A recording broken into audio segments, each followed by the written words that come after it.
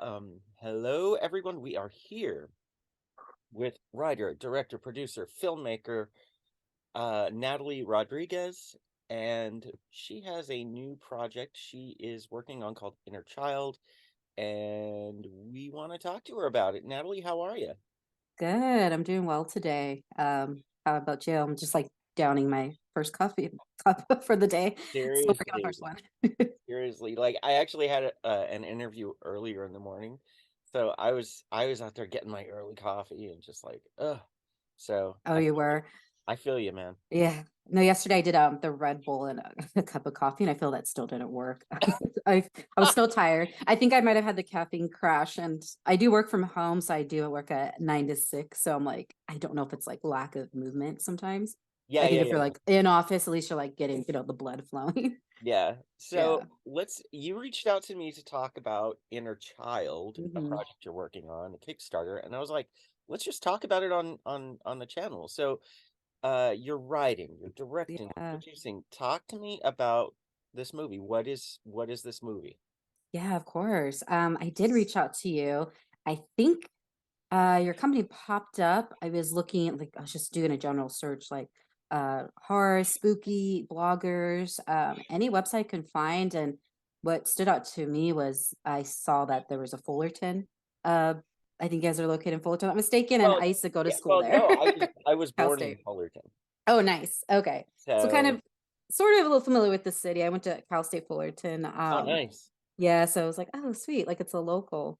But yeah, no, I'm wrote the script for Inner Child a few years ago. It started off as a short film, and the short film, the script for it, I had no intentions to share it outside of a class that I was writing it for. So this was maybe I want to say it was like the summer before my senior year of college. So I took an extra course, it was Like online. like what year? This was, oh gosh, 2013. Okay. So yeah, 10 years ago. I'm always 20. like, Okay. so 10 years ago, I want to say, yeah, that's when the script started with Inner Child. Hmm. And I had no intentions, again, to showcase to anyone. It was just strictly for class. But as they kind of say, over the years, kept thinking about the script, kept thinking about the story. And I eventually adapted the short script into a novella. And a colleague of mine, it's called Stray Branch. They self-published and they do a lot of like they share a lot of artists' work that is in line with like sci-fi, fantastical, and spooky. Pitched her the short story and she wanted to feature it, and it was their first publication on Stray Branch. So short story got featured in there, and I think it was that I want to say, I think that was boosting my confidence. I think it was once that happened, it made me want to revisit the script. So I went back to the script, um, edited a few times, and I ended up submitting to Holly Short's film festival, their screenwriting Amazing category. festival. I love it. Yeah. And at the time, I think I submitted because I use Film Freeway. That's like such a popular Right. platform to use for a lot of filmmakers or writers, even. But Yep. I submitted because I think Holly Shorts just like appeared on my radar, like festivals to submit to. And I'm like, okay, I'll submit there because it has like high reviews. And Mhm. I ended up getting the short screenplay of Inner Child into Holly Shorts. It made it to actually the top, I think it was like top 20. So that was, Hey. looking back, it was a little surreal. I mean, it was like, I had no idea, and then Holly Shorts, I always recommend anyone to go. I mean, they go full out. It's such an amazing event. Yeah. I think you get a lot of the experience, whether you're a crew or you're a talent or if you're, a screenwriter. So once that happened, I actually then wanted to proceed with making the short film, just because of the Holly Shorts. It was kind of one of those like, okay, maybe the script's not so bad. Maybe I should try to share this with like, some close friends. And that's what I started doing. I just would email like, hey, if you want to read this, if not, no worries. Let me know if you like it, if you have any Mhm. notes. And that's kind of how it went. I think it was just a little bit of confidence each way. And I think it was that script.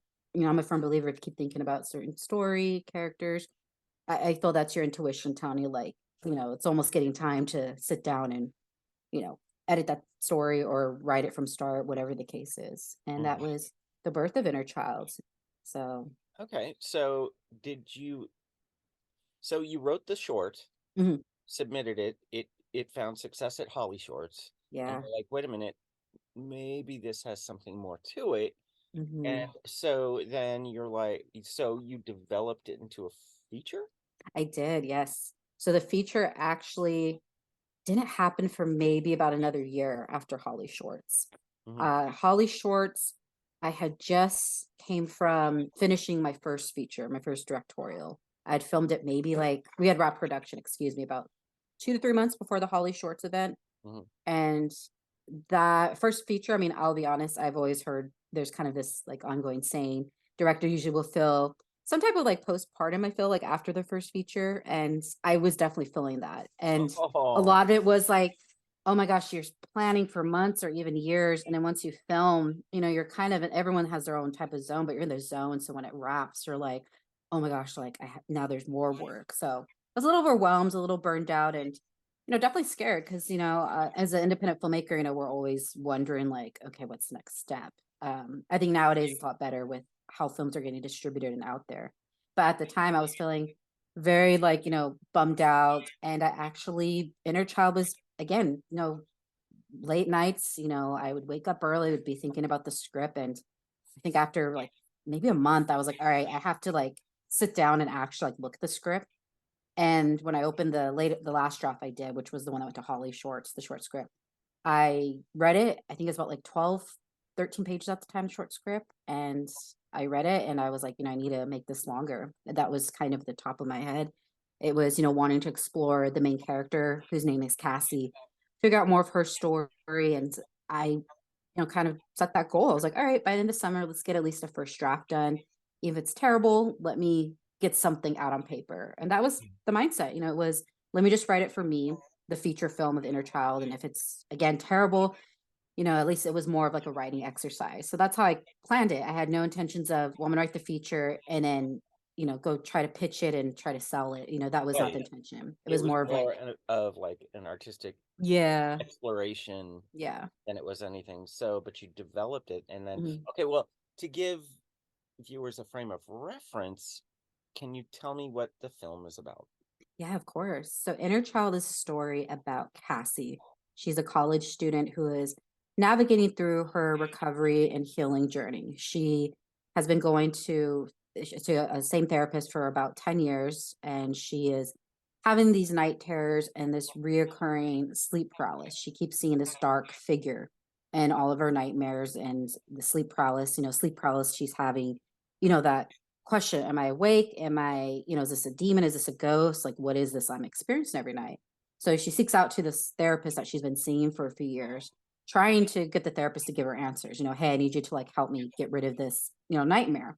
Mhm. But it's through this, both her recovery journey by going to therapy and also dealing with a lot of unresolved family matters that are getting brought up. She eventually finds out who this person is she's seeing in her night terrors. Wow. So that actually, I did take the night terror element from my own experience. I actually I had really terrible sleep paralysis, maybe from like, I was like 20 to like 24. And I'm even still this day, like, knock on wood, um, haven't experienced sleep paralysis in like maybe 5, 6 years. But I used to have that, I had no idea what that was at the time I was having sleep paralysis. And it was that common, you feel like you're awake, you can't move, you can't speak. It feels like you're being suffocated. Yeah, I've And actually had it too, yeah, it's and terrible experience. It's one of the worst feelings in the world. no, it's It's you suddenly become aware, and then there's this rush of adrenaline, yeah, and you can't move, yeah, and you think something's watching you, and yeah. And you want to like call out for help, but you can't. It's almost like you're someone's sitting on your chest or something and you right. can't like, speak. You feel like pressure. But that's where it came from. It was having that same reoccurring like night terror. And that's why even into this day, like I told my mom recently, because I was living at home with her when these were happening. I told him like, yeah, I'm like, I kind of wonder if the house is haunted. And she's like, no, that doesn't exist. But I'm like, or I don't know if maybe at that time in my life, kind of like with Cassie, I was also going through like my own growth and my own like spiritual journey, like things, I think I definitely think dreams are like a way of like our bodies are trying to like help us heal, if we're Yeah, and stressed. process, and Yeah. And process. And it doesn't have to be like traumatic related. It can be something, or even something like, college stress, that can still be traumatic. sure. Trauma has different meanings to people.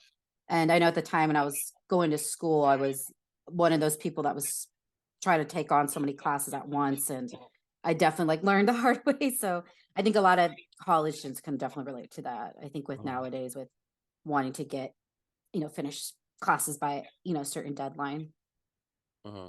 Yeah, just the yeah.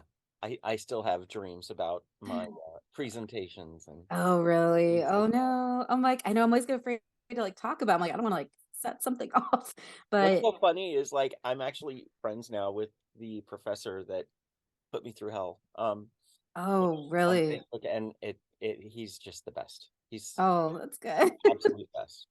But I'm glad to hear that. No, that's there can be definitely, be interesting people you encounter, I feel like earlier 20s, whether it's in school or outside of school, work.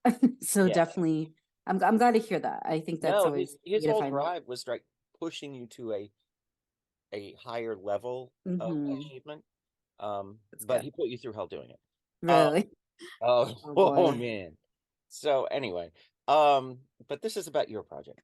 No, no, Uh, by means. so you had you sent it to Holly Shorts. You had wonderful success. Mhm. You developed it into a feature, Yeah. and uh, and the script is good.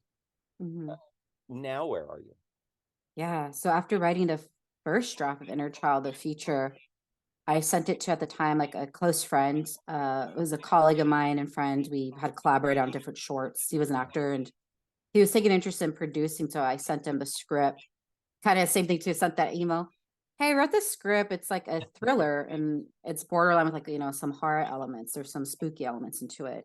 And at that time in my life, I was doing more of like dramatic storylines, kind of like stuff you would see like I guess like more Sundance kind of Tribeca, where it's more like Yeah. dealing with more of like kind of a character piece, or I was doing comedy, dark comedies. So this was the first time I was sending out like to friends, like, no, this is like a thriller horror film, like love your opinion. And I was, had a bunch of friends that love horror films, and I was starting to like return to my roots. I grew up watching horror films, so I feel inner child once I started sharing that feature script, then it was started making me, revisit the horror film. So I started feeling like, oh, this would be I think this can be like doable to film on a low budget, or I think I'm hoping people can gravitate towards it. Whether like they're like me, they haven't done a horror film of at least a full length yet. They might have done like shorts or sizzles. Hmm. And my friend got back to me in his response. This friend I emailed the feature script to, I think he made a tweet about it. Like he quoted a line and I was staring at that tweet and I was like, oh, he's talking about inner child. I was like, shoot. I'm like, why is he like, and I'm like, it's so like he's putting You're like, quotes and that's really stuff. good writing. Yeah. Wait, I did it. Like I did that. But and then I liked it and I think I retweeted and then he wrote like, oh, I love this script. And I was like, oh, you could have just like texted me. No, But that no. meant a lot. I think That's when awesome. your friends or peers do that, I think those are the people like, those are the true supporters. I think it's, those are the ones who are excited. I think just because they like it, or even if they don't like it, I feel a friend, a colleague will give you, good feedback. They won't be like, oh, I hate it. They might just say like, Yeah, not my yeah. thing. Well, the difference is that when somebody is giving you notes or constructive criticism, Mm-hmm. eh, the thing is they believe that you can achieve to greatness. Yeah, Okay. definitely. If and other people are just like, meh, Mhm. they don't they're not invested, they don't care. Yeah. And so it's actually a compliment to get notes. Yeah. That's Um a good way of putting it too. I think that's definitely key. Like I always like I told we had actually a fundraiser about 2 weekends ago for Inner Child. It was to just get the word out for, hey, we're gonna be doing a crowdfunding for raising some production funds in a few weeks. But we had some students from my college I attended, Cal State Fullerton, come to. And when them asked me that, they said, I want to direct and I'm just gonna do it. I started a short, about a week ago. We're gonna finish next week. And I was like, that's great. And they were telling me they were nervous about kind of the outcome, the reception of it. And I just said, look, everyone starts somewhere. Like, I was telling him, like, I look at my shorts I thought were good back then. And even today, I'm like, oh God, that's a terrible short. But you're like, well, that's growth. I mean, of course, yeah, absolutely. your first film's gonna be so different from your latest, especially when you're pulling together, poor man's budget and no budget, your friends, Right. colleagues. But I Right. was telling him that, you'll be able to know when someone's giving respectful feedback versus someone who's being like just cruel and they're coming off bitter. Like you'll be Mhm. able to tell. And I also think it's intuition too. I think we can tell when it's like purposely a sting versus, oh, okay, they're giving like their notes, but they're not saying it's a terrible story. It's just Well, yeah. I mean, in order in order for it to be a proper criticism, in Hmm. my opinion, you need to know how it might be improved. Yeah, definitely. If you're just like, I don't like it, then why don't listen? Yeah, no, So, I agree. so speaking of funding, you said you recently had a fundraiser, We did. which you're about to launch an Indiegogo, right? Yeah, Let's correct. talk Yes. about that. Yeah, so we had a wonderful fundraiser 2 weekends ago, and actually the gentleman, we it's called the Within this space. He Airbnbs it out so people go there for parties, weddings, and I met him through a colleague of mine, and the owner actually we bonded so much, the team and I with him. His name's Dan, and Dan was like, "I want to be a producer." So again, we walked in not knowing we'd collaborate with someone who was interested to help out. So it's been an amazing experience. And the fundraiser events, we did have a good turnout. I think about like 40 to 50 people showed up. Hmm. And we didn't expect that because usually, as they're saying, when people RSVP, only like half show up. Yeah, But yeah. everyone seemed excited. We raised like a small donation in person for that fundraiser event. It was short under, I want to say like $1,000, but everyone like came up to me. They were like, "Hey, we want to help as much as we can, like keep us posted." So I think it was like that Tuesday, it was like 2 days after the fundraiser. I texted the team for Inner Child and said, "Hey, I think we should like do an Indiegogo. I feel people are very excited. I think the general public, because I think it's such a different terminology. Someone I think who does films, it's like, hey, we're looking for investment. But I think the general public, they see that crowdfunding, they'll usually be like, oh, okay, like cool. If I donate this, I get like this type of perk, or oh, cool, like I can just share it if you can't donate. But we've been finalizing our Indiegogo page, and we're set to launch Friday next week on April 7th. Spectacular. Yeah. Congratulations on. Nerve-wracking. It is a lot of work, so I'm a little nervous, but it's a good nerves because it's excitement, and I think it's definitely like, you want to like launch it now, but I'm also very I'm trying to teach myself how to be patient. It's like, well, no, don't rush things. Like I firm believer, I think inner child it's supposed to be meant to be made, now versus like, a few years ago. So I'm Right. definitely There's learning out the Indiegogo too. yeah, it's when you can never force the progress. You Yeah, can't, I agree. I agree. so so you have, I mean, can you talk about the few people you're courting to be a part of the film? Yeah, and I can definitely. I know I was like, legally, can we talk about that? But I'm like, well, there's no harm because it's like, even if it worst case like doesn't work out, I mean, it's that contact I think you build. So with Inner Child, I actually, oh gosh, I think a few weeks ago, I had pitched a script to some might know Scout Taylor Compton and Felissa Rose. Hmm. Yep, Scouts, that's yeah, both amazing actresses. I mean, they're both so nice too. I mean, I've heard so I yeah, mean, I'm kind of new to the cons, so I started going to cons, both like anime and then horror cons last year. And I, was starting to keep an eye out, and I would see Scout and both Felissa, they're always going to these like horror cons, or I know Felissa, she most recently did like a sleepaway reunion camp, which is cool because they screen it and she does Q&A. And I was like, this looks like I just got this vibe. I was like, it generally looks like they enjoy going to these cons. So hmm, kind of that thought was like, well, let me pitch it to them. It's a long shot, but let me see. Worst case, it's just you don't hear back, or they're just gonna be like, hey, no, I'm not interested. And they both responded positively. So we're finalizing, both their contracts, signing those, the dotting the I's, crossing the T's. And and I lowercase actually, j's. I'm sorry, I said and lowercase j's. and lowercase J's too. Yes, everything. I'm like, we could say that because I know that's always usually want to keep those under the wraps when you kind of have someone that I hate saying like celebrity, but I guess someone that's more in the public eye. Right, right. Um, but I know one of our producer on the team was like, "No, you could say you're in talks." I'm like, "That's true," because we always hear about that, even in the trades with studio films, like Leonardo DiCaprio in talks with the studio. Mhm. But definitely, yeah, no, both Felissa and Scout, where the team told them, and I told them, I said, the role is yours. You don't have to audition. Like, I think what you do is amazing. And I always do too, no pressure. Even if like your schedule gets booked, obviously we'll like work around your schedule. But I'm excited. So we just started speaking with Scout's agent this past Monday. Mhm. So I'm stoked, and I definitely have a good feeling. And Felissa, I actually had opportunity to meet her at Ontario's CreepyCon. This was Mhm. back in maybe I'll say I think it was like January, February, and again went in kind of not expecting anything. It was just maybe a quick wave across, the room.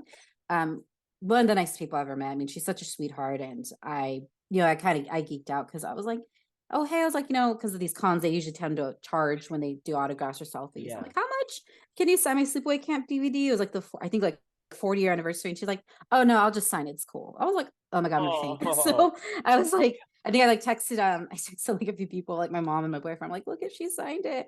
And it's funny because my boyfriend, he's a big horror fan. He's like, oh, right on. And my mom's like, sorry, I haven't seen that movie yet. She's like, what's it about? oh So my God. I was like, no, I was like, it's so cool. But the horror con, the creepy con, I mean, I was just so impressed with someone like Felissa. I mean, she generally was taking the time to meet with her fans, at least like from what I was seeing. And No, she always she was does. just excited. And that's the type of people I gravitate to working with. They're generally they like what they're doing. I mean, it's sad. I mean, and I'm sure you've experienced this too. I've been on projects of my own or even others projects where people are just not happy, and you're like, Well, they're just, why here? yeah, they're Like, just why doing it, here? Yeah, but yeah, yeah, what I have to say is, like, as far as Scout and Felissa, they yeah, both get it. They yeah, both they both love their fans, and they both yeah. understand what the fans mean to Mhm. the community and to uh uh you know their work. Yeah, and I agree. So And so there's such sweethearts. I mean, I think that's why. I mean, I think that's why they have their fan base. Not that people want to work with them. I think it's just because they're genuinely love what they're doing. And I know with Scout, she has her podcast, Talk Scary to Me. And it's neat to like hear more about like her experience, because she's technically, I guess, yeah, I know a child star. And so is Felissa. So I love that they are like giving back to the fans, by like with Scout having that podcast or even her Patreon for the podcast. I'm saying that Felissa, I mean, the fact that, she's meeting fans in all over the US, doing sleepaway camp screeners or even for Terrifier too. It just I can tell she's having fun. I mean, you can tell when someone's like, I'm, going to go in out of my way to like meet by the fans that want to, they want to see the film, and then you get to meet me, put the, mhm. the face to the name. So we're definitely, we feel positive about it. And I know Felissa, when I first met her, she was like, oh, so when are we filming? Like that was kind of, I know she was kind of like joking, but I was like, oh yes, like cool. I was like, she's on board. So definitely was a little surreal. I know sleepaway, I was at sleepaway camp, that creepy con. I was with a friend of mine, and I was like even nervous to go up to her. I was like, should I just go up to her because she's here to work? My friend's like, yeah, just walk up. She's literally right there. But it was so neat, and that was the same day I also met it was Skeet Ulrich, Matthew Lillard, and Jamie Kennedy for the Okay, screencast. Skeet is such a nice guy. Yeah, they were all cool. And it was like 10 seconds. I got to meet them. It was like, hey, okay, bye. Like picture. Like, Yeah. I did an interview with him, and he was just the softest, mildest, kindest guy. Oh, right on. And it was like, Yeah. oh, stop it. It was No, like, I love hearing that because sometimes, I mean, it Scream's one of my, not to get my edge away, but Scream is one of the earliest like horror films I remember watching and mhm. being like, yes, this is like the film. So, I mean, it's just, I mean, that's amazing because, back then, I mean, we didn't have like horror cons, or I don't think even something like LA Comic Con or San Diego Comic Con was Yeah, really yeah. around. I don't think. But now that, it's like, even like 20 years plus later, it's like, no, I mean, that's like my childhood dreams coming true. And Hmm. I mean, they're all nice. I blinked. I was so fun fact, actually, like I blinked during my first picture with Skeet, Matthew, and Jamie. And I went to go get my photo. The guy, whoever was giving out the photos, like for the celeb photo ops, he ripped it up and said, oh, you blinked. Um, Go back in there. And I was like, I have to literally show this picture that I blinked to them. So I was mortified. And before I walked up, Matthew saw me because I had like really blue bangs and like orange hair at the time. He's like, you there? He's like, I just met you. And I was like, I'm sorry, I blinked. And I remember him and Matthew and Skeet were like, oh, come on, man. Why'd you blink? So I definitely got that they have fun at these events, and they're generally like happy to meet fans. And That's so um, funny. yeah, no, and I just, again, that CreepyCon was so like, I'm wanting to go again to another con, and I know there's a few coming up. So Welcome to the definitely. summer scream. So, Yeah. No, I've been wanting to go to that one for oh, quite it's some bad. time. I helped put it on. So, Oh, you yeah, did? it's amazing. Wow. Um, okay, so bringing it back home, you're launching the Yes. Indiegogo, uh, I guess a week from Friday Yeah. on the 7th. Yes. On the set. And what do you need? Yeah, of course. So what we need is I would say, make sure to follow us. We are on Instagram and Facebook. It's Inner Child Movie, a lowercase Inner Child Movie. And I would say, that'd be the best way to stay up to date with things. Unfortunately, a platform like Indiegogo, you can't do like a pre-launch link. It's usually like you can only share the link once it's live. But if you're able to, Indiegogo, you can also search Inner Child thriller horror feature film, and it should pop up immediately at midnight next Friday, April 7th. And we're looking to raise production funds. We definitely always want to throw in there because we understand, times are tough in general and people might not be able to donate as much as they like, but great news, something with, these crowdfunding platforms like Indiegogo, you can share the link campaign with your peers at no cost. So you're able to share that link and I will say that goes a long way too. I think sharing that link for filmmakers or artists in general, that campaign, that does, at long ways, that's something, I've always appreciated when I see that too. Yeah, well, definitely just everybody get the word out and learn about it. Yeah. And if you like thriller horror films, definitely check it out. And I'm stoked. I'm actually a little fun fact. I want to do practical effects for this one, and I'll say, I took a lot of inspiration from the Terrifier films. I'm a big Terrifier Art the Clown fan. Didn't get the chance to meet them at CreepyCon, but the next one I'm definitely gonna meet them, both Damien and of course David. So I want to say, I think I'm very inspired by Terrifier too. I've been an Art Clown fan since he was in All Hallows Eve and the short film like from years ago. So definitely Damien. I feel like it's ironic timing because it's just amazing to see how art stories just been blowing up, and I think for any filmmaker that's amazing to see. They beat out. It's inspiring. I think they even beat out like Halloween Ends for like the most. Like they made, what was it like? It was they passed like they made triple of like their budget within like I think it was like 2 months of the film's release in It's too October. bad the movie sucked, but I did like it. You didn't want to find the sequel? No. Halloween Ends was terrible. Oh, Halloween Ends. Oh, gotcha. Yeah. Terrifier 2 was brilliant. I was like Terrifier too. No, Terrifier 2 was amazing. I feel the same. I wasn't, and I love Jamie Lee Curtis. She's such. I mean, she's a No, we're not talking about her. Yeah, but the film. I was expecting Halloween Ends to be. I mean, it's funny. There's about Michael Myers. I know, me too. Yeah. Or I was expecting Art the Clown to be a little. I was expecting. I think like a lot of the fans before were like, it's just an indie film, be in theaters for a little bit, and we have to catch it like on a sure streaming. But I would say, Damien, kind of go back to that practical effects. As soon as I saw the sequel, I was like, oh my god, this is like the best film. It's my favorite film of 2022, Terrifier 2. I just think it's story wise, acting. Lauren's amazing as Sienna, and I think she's such a badass like final girl. And I was trying to watch like every interview I can find on Damien. How did he do it? And it got me more interested in the practical effects. So I do want to. Part of the reason to do the crowdfunding is a lot of that practical effects sometimes can be a little more costly than digital. It's interesting because you would think it'd be vice versa, but practical when you want it to look a little more realistic, it does take a certain skill. So that's why we wanted to launch, my team and I, a crowdfunding. So we're able to not only raise the funds for something like special effects, but even, it allows us to connect with people that might be looking to get, that first makeup job on a feature film. And, we're definitely, it's also like a networking opportunity. People want to help, they're able to leave a comment on the Indiegogo page itself. Absolutely. Yeah. Okay. Well, and yeah, we'll put everything up so that people can connect with it and see if they want to be a part of it somehow, either with their talents or their funds or whatever.